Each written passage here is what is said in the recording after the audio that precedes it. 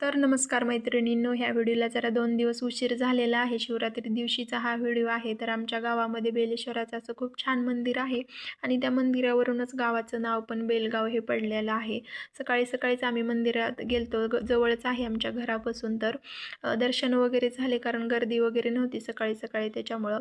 आणि नंतर साबुदाण्याची खिचडी बनवली तिकडून आल्यावर.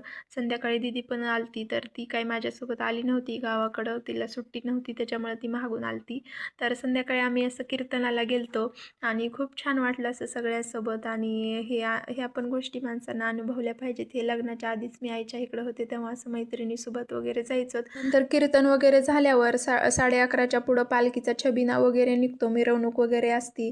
डीजेच्या समोर असं मुलं वगैरे भरपूर नाचतात आणि नंतर ताईन त्या पण आलत्या. तर आम्ही सगळ्यांना असं पालखीचा सोहळा पाहिला आणि हा कार्यक्रम पहाटे 3 वाजेपर्यंत चालू असतो. मला हे सगळं पाहता यावं म्हणून आई घरीच थांबल्या होत्या मुलांसोबत.